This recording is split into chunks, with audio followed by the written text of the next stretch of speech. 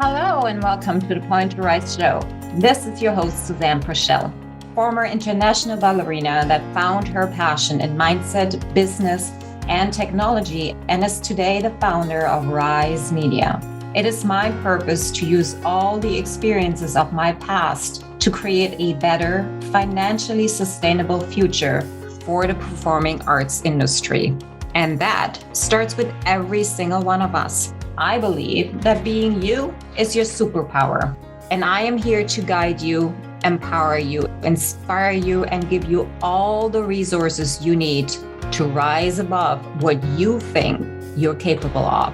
Every week, I'll bring you 3 shows featuring guests, collaboration, and mini episodes to ensure that you have the support in your journey as a performer. I want you to know that you are not alone. Stop chasing and start creating.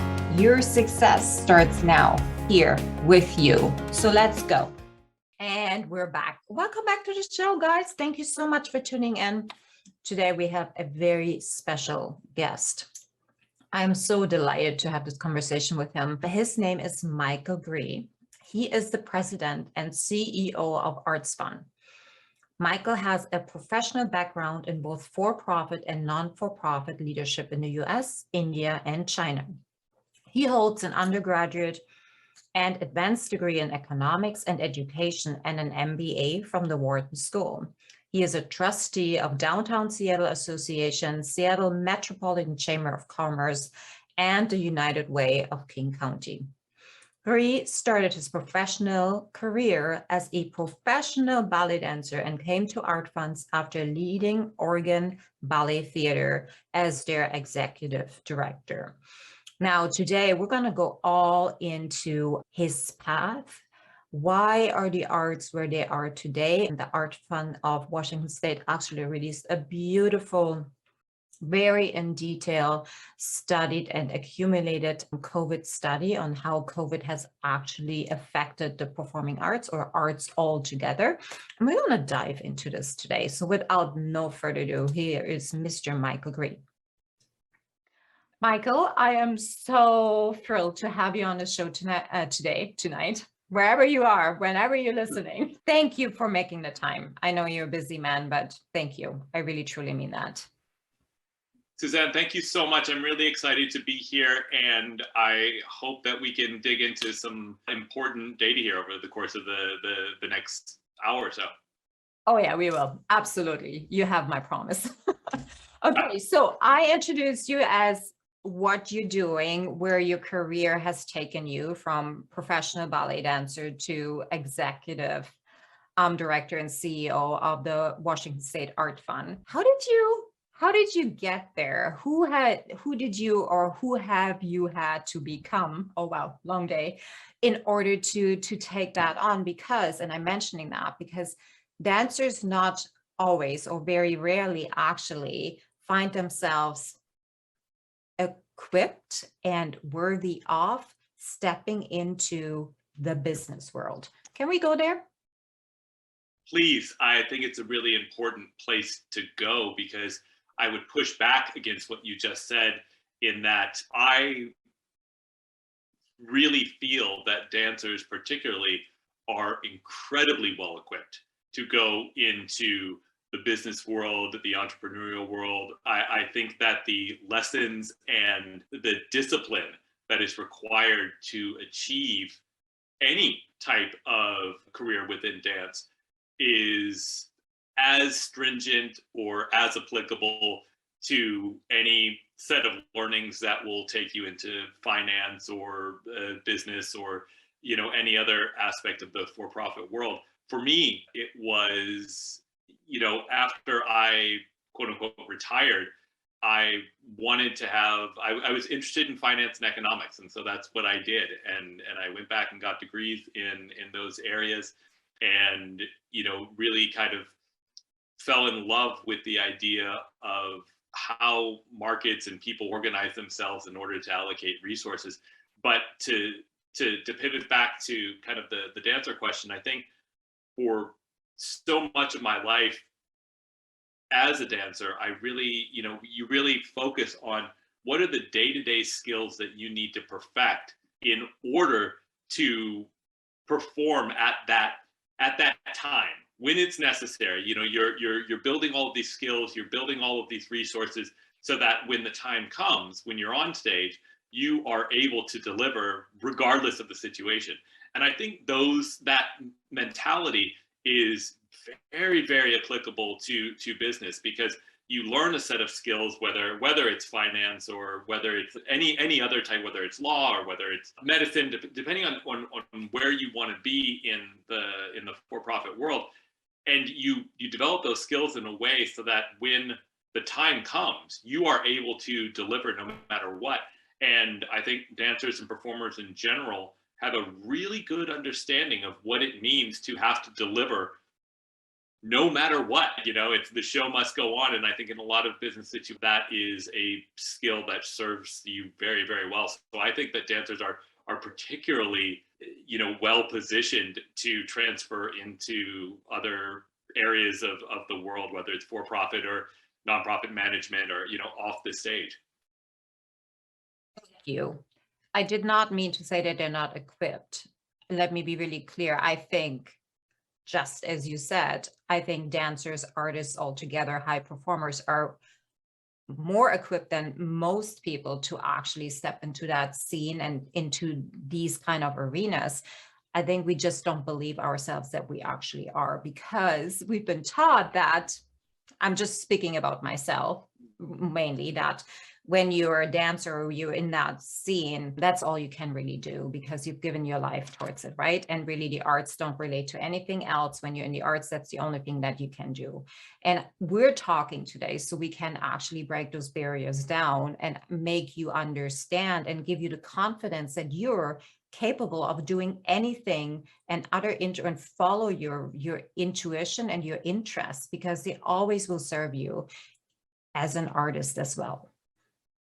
I completely agree, and it's interesting. I don't know how much time we have here, and maybe you can cut it if it's not a applicable story.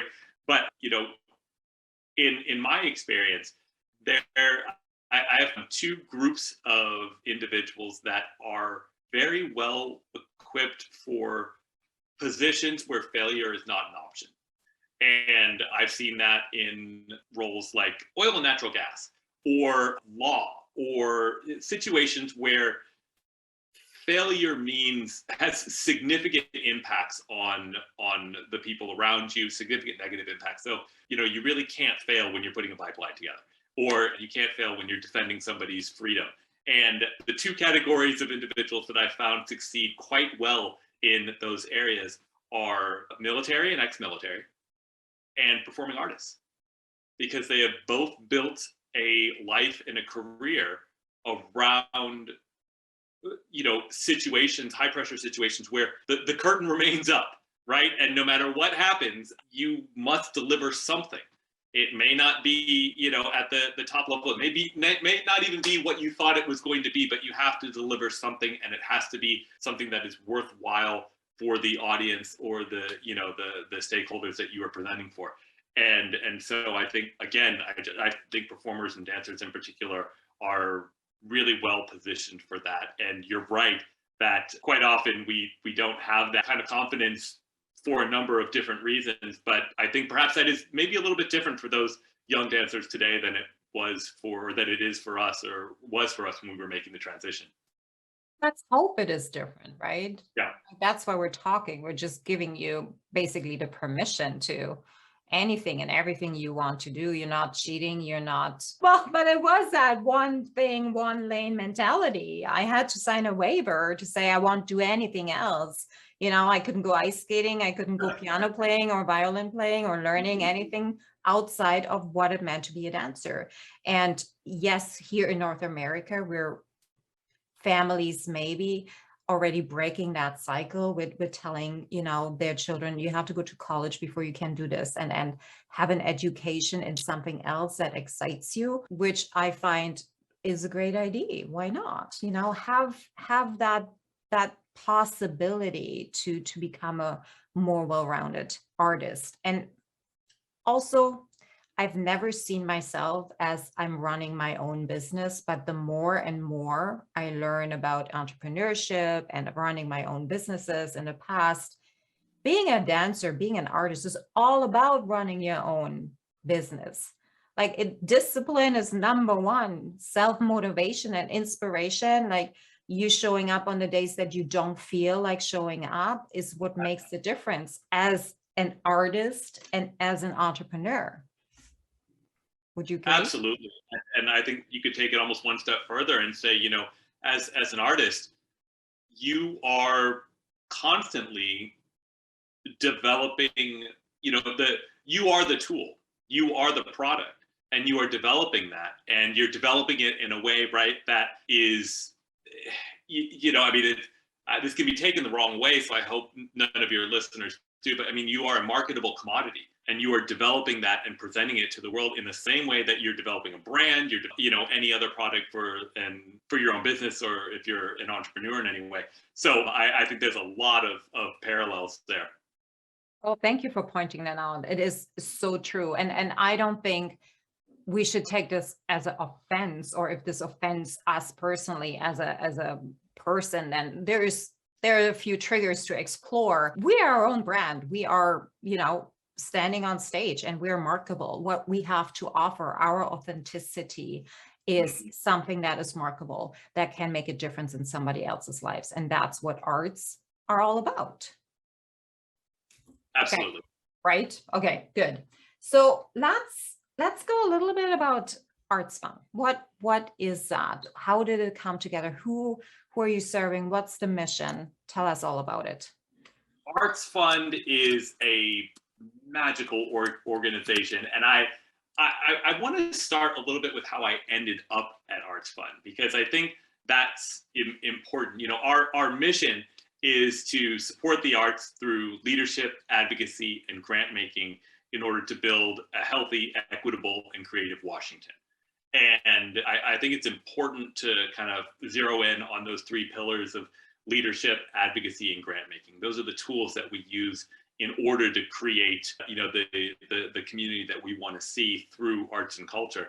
But, prior to my role here, I was running a couple ballet companies, and I'd always been so intrigued by the amount of impact that a arts organization could have on a community. But as I grew and grew in the field, I felt more and more constrained by the discipline. And rightfully so. If you are a ballet company, you are having impact in your community through the discipline of ballet. If you're running an opera company, you are having an impact on your community through the discipline of opera. But you always have those guardrails on you that are the discipline, whether it's music, whether it's dance, whether it's opera, whether it's visual art. Those you are running a ballet company, right? So you have to do that. When I saw the opportunity at Arts Fund, I thought, well, wow, this is that same opportunity to have impact in the community with no guardrails. It's all the disciplines that I have, at my disposal, and the organization can really fluidly move between all disciplines and between even within organizations that maybe don't even have art as a core focus of what they do, but they use the medium of art and culture as a tool to progress other social initiatives. So it really kind of took the shackles off, what it meant to have impact through the arts. And it has delivered, 100-fold. It's a fantastic organization. Again, our pillars are leadership, advocacy, and grant making. We've been around for 51 years. We began as an organization called Corporate Council for the Arts. And our history is in connecting between the corporate community and the arts community. And so at our founding, we were 100% funded by the corporate community. Today, we are roughly about 50% corporate funded. We also have an endowment, and we have a large individual contribution pool as well. So, we've diversified a little bit in terms of our funding streams, but we still have a place in this community as a kind of liaison with the the corporate community, and our relationships are, they're half a century deep with some of the really important corporate players that are out here in the Pacific Northwest. So Arts Fund, to dig in a little bit to those three pillars of leadership, advocacy, and grant making leadership. Through our leadership pillar, we initiate a number of different programs. An example is something called our board leadership program, where we actually bring together some of what I consider would be the top minds in board training here in the Pacific Northwest to give seminars. It's a 6-week program, and we give seminars on governance, on fundraising, on equity, all within the parameters of being a good board member. So we get potential nonprofit board members from Google and Amazon and Facebook and Boeing and everyone that's coming in. Either some of them are on board, some of them are looking to be on boards, and we help to create a community of strong board members that understand what it means to be a steward of an arts and cultural organization or a nonprofit organization. So that's an example of the leadership role that we do. We host convenings around a group that we call our Cultural Partners Network, which is a group of about 130 organizations right now that are really, we try to provide capacity for them to interact, to ask questions. Some of them are very large, some of them are very small. So having a group like Arts Fund that can bring people together around specific questions or to host panels. We did something earlier last year called Navigating Overwhelm, where we noticed that people were tired and they were exhausted and they just there wasn't a lot left in the gas tank. And so we brought on, in partnership with some other organizations, a consultant and trainer that was, that really kind of dug into that. And we had an amazing response from our network that said, listen, there's no way we were going to bring anyone on to do this for our group. Individually, we couldn't afford it, or we didn't have the time, we didn't have the capacity to organize it, but boy, did we need it. And so those were some other types of programs that we have within our leadership pillar. Advocacy, that has been really pronounced over the past 2 years and will continue to be going forward, in that I think the financial trauma that the sector has experienced over the past 2 years has been somewhat supported only by the municipal, state, and federal programs like PPP, the Shuttered Venues Operating Grant, like those types of programs, and the ACT and the CARES money that have filtered down to the state and the local levels from the Fed and from DC. We have done a lot of work around advocating to make sure that those dollars get in the right hands of the right organizations and in as much of a unrestricted way as possible, so that they could use it to support their people and their programmings and keep art in the community. And I think moving forward, the data work that we've done around the COVID Cultural Impact Study, which I know we'll touch on here in a little bit, is also part of that advocacy pillar, because we've got a long history that dates back to the early 90s of creating research reports, whether they're economic impact reports or social impact reports, and we produce them with the idea that organizations can use them to advocate on their own behalf to their local legislators or to their local stakeholders, whether it's their corporate community or their own boards or their local lawmakers. So advocacy, I think in today's day and age, probably plays a larger role as far as return on investment. The money that is coming from the state just dwarfs any individual or corporate philanthropy that we could imagine, even at the largest levels. We're talking billions upon billions of dollars that have flowed in over the past couple of years, and no other institutions have that type of capital. So really making sure that we are spending time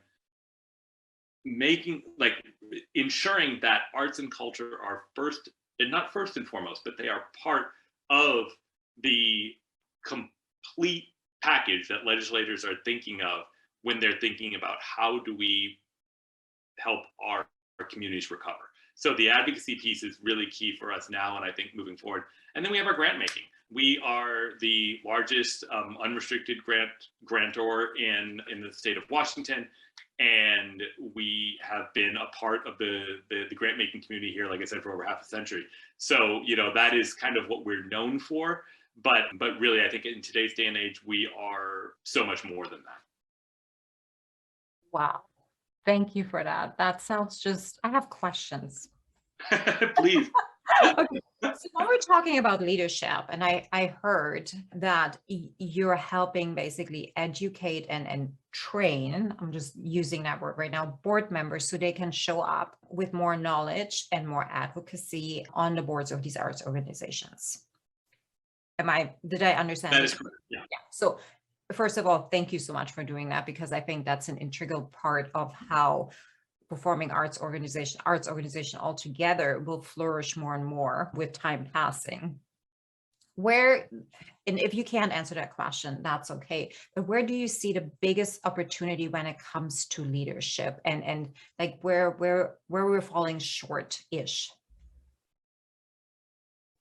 Are you talking specifically at the board level or just leadership in general? Yeah, for the board level, because when we're looking at arts organizations, and when we're looking at where the gap is on like the artistic leadership, and where we're missing leadership, like how could we like transfer that from like an educational level into the boardroom into then to the next level? Completely understand. Thanks for that clarification. So, I don't know if it's a gap, because it's individual, right? I mean, organizations and their board composition is very personal to the organization. Some organizations have really active boards of 10. Others have, these behemoth management / fundraising boards that are 60, 70 large and have all these committees. So, it definitely varies. But I will say that I think the lesson that we try to thread through all of the lessons and all of the programs that we offer is the idea that as a board member, you are the fiduciary, you are the steward of the mission of the organization. And that is, particularly within nonprofit boards, I think, a lot of people join boards for different reasons. And I am, completely fine with all of those reasons. I think they offer social networks. I think they offer, an opportunity to champion missions that you believe in, no matter why you're on a board. I think it's great. But I think it's really important to remember, and I try to remind all of my board members, that you are the steward. I'm an employee. You can fire me tomorrow, I can quit tomorrow. But the board in and of itself is the steward of an organization that is over half a century old and has that is responsible for the next half century of growth and, maintenance of the arts and culture community within the greater Puget Sound and the state of Washington. So it is and to really not let your board members forget that, we're not asking you to you keep the lift relative to, the type of board, but at the end of the day, you are stewards of the mission, and keep that lens on, no matter whether you're on finance committee or whether you're on development or whether you're on marketing or wherever you are engaging with the organization, you are doing so as steward of the mission that is probably older than you are, right? I mean, it's decades, or, in some cases it's over a century old if you're in some of these larger, the symphony or the opera or something like that. So, and if you can get that gravity of what you're holding on to and what you're supporting, I think it creates a different way. It creates a different mood within the boardroom, and people really feel that they're part of something, because they are, whether they recognize it or not. They are part of a legacy of tradition. And I mean, within the ballet world, we can think of the dancers that came before us, and the directors, and the pieces, and the repertoire, and that is what you are stewarding.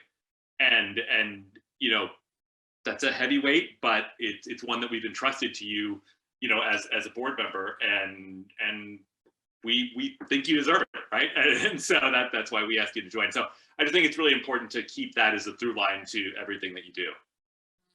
Yeah, I like that lens a lot. And I feel really remembering, as in everything we do in our life, the why are we doing this? Why are we contributing? Why we're on the board is imperative every single day, I would say. Yeah. Okay. So I said it in the beginning, and just so you remember that the Arts Fund COVID Cultural Impact Study is the link for this is in the show notes. If you can't find it there, just go to their website, just put into Google Arts Fund and it will come up. It is, you cannot miss it, really, truly not. It's a tremendous, well-researched, and there's so much love. There's so many numbers in there. Let's talk about this report a little bit. I haven't read all of it, neither have I. I'm not putting myself down. I'm just gonna clarify. There is so much information in there. I'm a learner by talking, not by reading. So I have a few questions and I've written them down. So I'd love clarification for me personally. I'm selfish here, perhaps also for the listeners to understand that, yes, this may be for Washington State. What we need to understand is that COVID was really a beginning of unearthing what we really have seen and maybe weren't really opening our eyes towards the importance to rethink what we're doing, how we're doing it, why we're doing it. So my first question is, and please, if I'm saying wrong numbers, please forgive me. So I have seen in a study that the revenue in Washington State from arts organization altogether dropped by $96 million. It's 95.9. Operating expenses dropped by 68 million, and salary and wages dropped by 30 million. Now, my question is that revenue dropped so drastically. However, salary and wages only by a third. How is that possible? I just want to understand, is that because of the funding and the PPP that came in, or what are the paths here? Sure. No, it's a fantastic question, Susanne.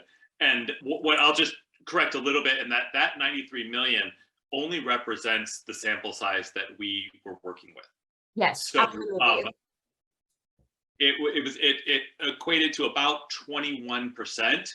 And so if you extrapolate that throughout the entire sector, that number is actually much, much larger. And the scarier number to me is actually that over, from about fiscal year 19 to fiscal year 20, the reduction in contributed revenue was somewhere on the order of about 45%. And then the next year, it was an additional loss of over 60%. So the cumulative loss in earned revenue from fiscal 19 through to fiscal year 21 was about 78%. It went from just about 250 million down to 50 million. And you really wrap your head around that number when, for the small sample size that we had, the number was reduced by nearly 80%.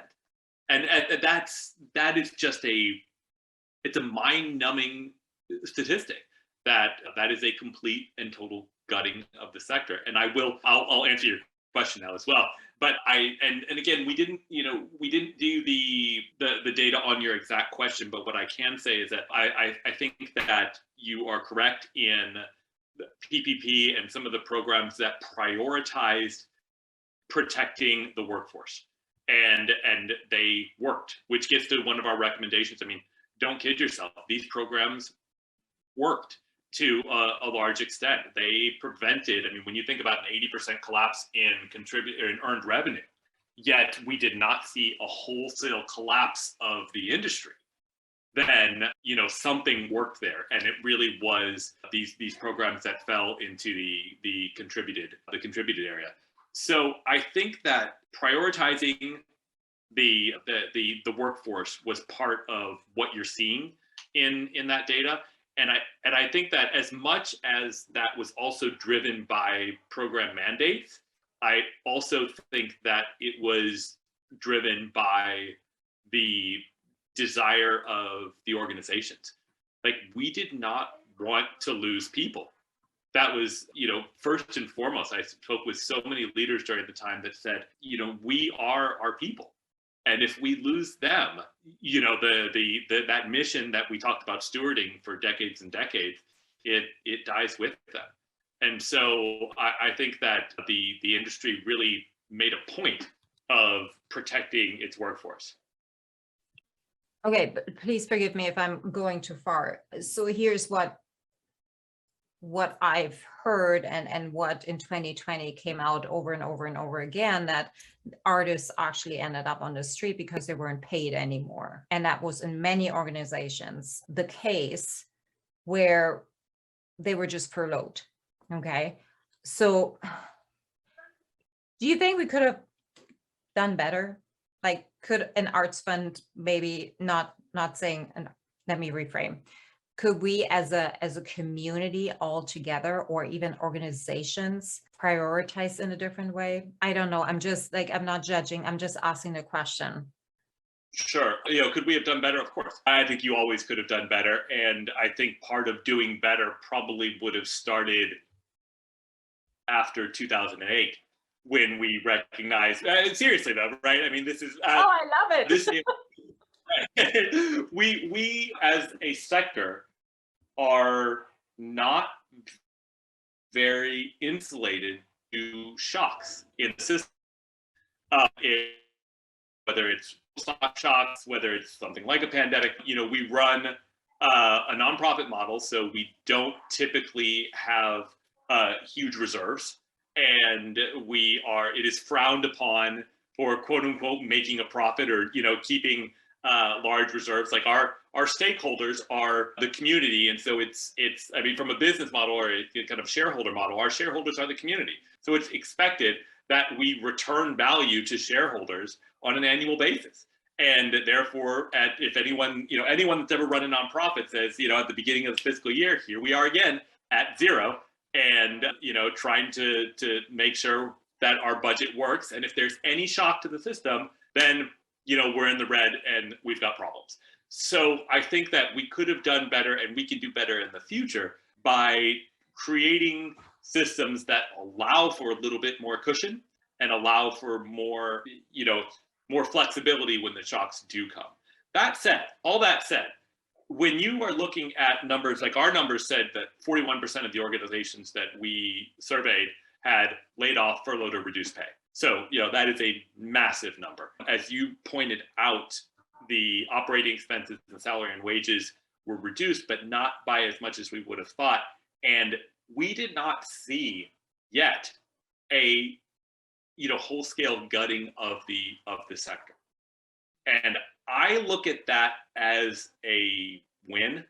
And I know that is potentially harsh to those who lost their jobs and who lost some of the organizations. But at a real macro level, I feel like this could have been so much worse. And it wasn't. If for all of us that remember back at the beginning of the pandemic, there was questions about, is the Met going to survive? Are these really large, are some of these large institutions going to be there? And I think without the advent of PPP and of shuttered venues and some of these really large programs, we would have seen a loss.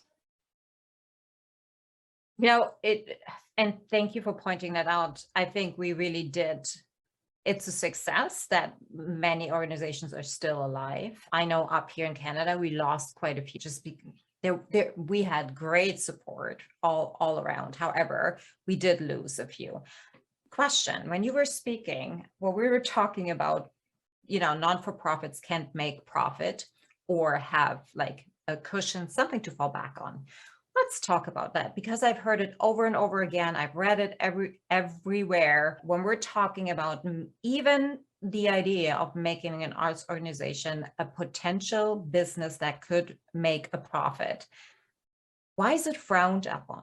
Why are we not asking, well, what would that look like? That's a great question, Susanne. And I'm not a legal expert, and I won't, chime in on the realities of a 501c3 or anything. But I will say that, there's nothing wrong with having reserves. And there's nothing wrong with that from a nonprofit model. And I think I think there's a lot of different reasons why people think like, oh, I need to be broke at the end of the year. And I think it really does stem from, right, the idea that any additional resources that were gained outside of your budget should be reinvested to the community. And that reinvesting comes in the form of programming. So I've, and this is a personal observation, but I think that is where a lot of this stems from. It's like, well, if you got cash in the bank, that's money that you either fundraised or that came from the community. That should go back to the community because they, your donors or your corporate supporters or whoever it is, wanted to see more of your mission enacted on. And I counter that with the idea that in order to maintain that mission long term, you have to have some type of foundation, some financial foundation. And if you don't have that, then the life cycle of that mission is really precarious. I mean, like, you just don't know, like, it's on a year by year basis, but like we saw with the pandemic and like we saw in 2008, it only takes, and in some cases, like if you've got a big snow in December and you lose 2 Nutcracker shows, that's enough to sink people sometimes. And so I think when you frame it in the model of anyone's small business or large business, you would never operate in that way. And so I think we can afford ourselves the luxury of looking at our nonprofit organizations as we would some of our small businesses and saying, like, we need to develop enough capital to see us through some of these things. Exactly. And have something maybe put aside where we can reinvest into the business, meaning into the arts organization to grow, or to reinvest into the product, meaning into the artists, because that's how we continuously evolve, right? That's how we can offer better performances, better products to our audiences, because they're not looking for, oh gosh, they're not looking for what they've seen yesterday. They want something new. They want something more exciting, and I think that's the beauty of art. It's like we're capable of evolving, and yet we're so reluctant to look what's happening outside and taking that in, because we're thinking we're seeing making money as something bad, and that's foundationally.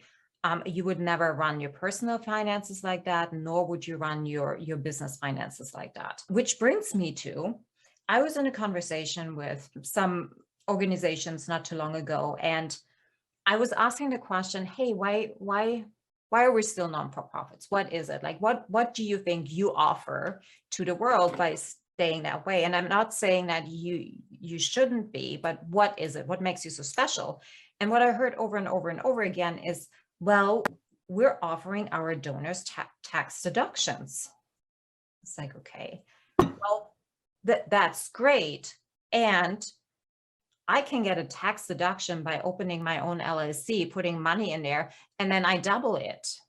Meaning I don't have to anymore get rid of my money in order to get a deduction. I can diversify my portfolio in many different ways, get tax deductions, and make more money on top of that. So help me understand, like, how can we rewrite that story? And let's play brilliant ID time. Like, what can we offer? Can we find a solution? I love it. And, I don't know if we're going to find a solution in the next 15 minutes or so, but, I agree with what you're saying. I mean, the tax benefits of, at least here in the US, the 501c3 model and the way that is structured, they exist. I mean, that is still a benefit to, donating, to a nonprofit organization. But I would not answer your question in that way. I think what I would say is, like, what is the value of a nonprofit organization is, I think that what it does, in my view, is that it offers a vehicle that can reflect the community's desire for, or interest in, or dedication to a sector that is, for social good, right? And that can be arts and culture, that can be housing security, that can be food insecurity. It doesn't matter what it is. But these organizations are reflections, and the donations that come in, whether they're individual or corporate or through the federal or the public sector, they are reflections of how much we value those social goods within our community. And I think that, and I spent a long time in the corporate world, and I believe that the corporate model is it's a good thing, right? For what it does. It is a way of allocating resources, and it does that in a way that you could also say is reflective of people's desires for certain things. But the nonprofit model is specific in that it really focuses on the social good component of our communities. And I think that it's good to have vehicles that reflect that, because then you are getting kind of you've got to, put your finger in the air and see which way, like how does our community value these things? And when you look at the nonprofit sector, it is a massive sector. There's a lot of money that is going into, and that to me is an indicator of how much people do value the social good component of their communities and of what's happening in their communities. So I think the vehicles exist as a reflection of how much we care about our communities. And that, I think, is the value.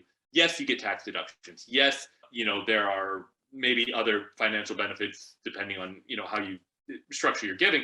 But at a higher level, I think it's important to keep them within our communities because they do reflect what we value in our communities. Beautiful. Thank you for that. Okay. Last question. With everything easy. We're already done. What a shame. Oh, no, I could talk to you. I have a full page full, but that would bring us to tomorrow. So with everything and being in training to become a dancer, and your 16-year-old self would actually be listening to you to take some advice and some, perhaps a few shortcuts here and there, what would you tell him? Oh my goodness, my 16-year-old self would never listen to me. Let's assume he would for like 2 minutes. You got 2 minutes. Good pitch, Michael.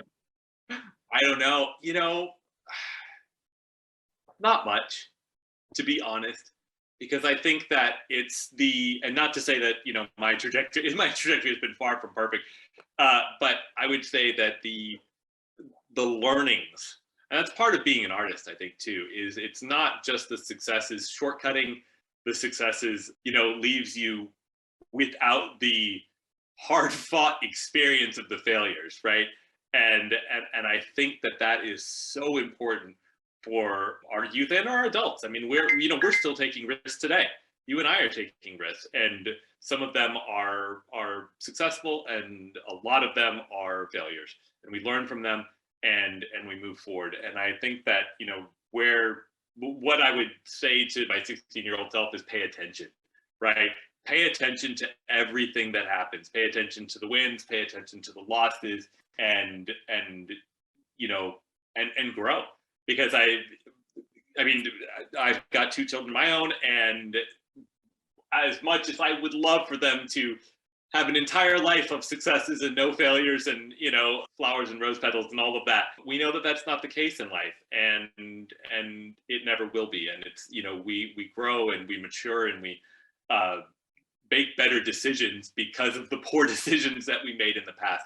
So as long as you're paying attention and you're recognizing what happened and how to do better the next time, or not even do better is probably not even the right way of saying it, just to incorporate what happened into your next decision. If you can do that, I think that's a win. Good one. I love it. Good pitch. I'll take it. Michael, thank you so much for this time. I really, really appreciate all your insight. I appreciate you not agreeing with me all the time. Really, truly. No, because this is how we create more solutions. This is how we have conversations. This is how we grow. And that mostly I cherish so deeply. So thank you for being here. Thank you for your time. And we guys will take, well, blah, we're cutting this one out. I'm so done.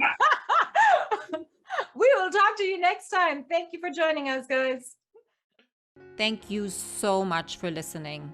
If this message resonates with you, please pass it on to someone who needs to hear this right now. And if you like what you've heard, your feedback will go a very long way. If you just take 30 seconds and leave me a 5-star review, that would mean the world to me. Till next time, point at yourself to rise to all that you are capable of.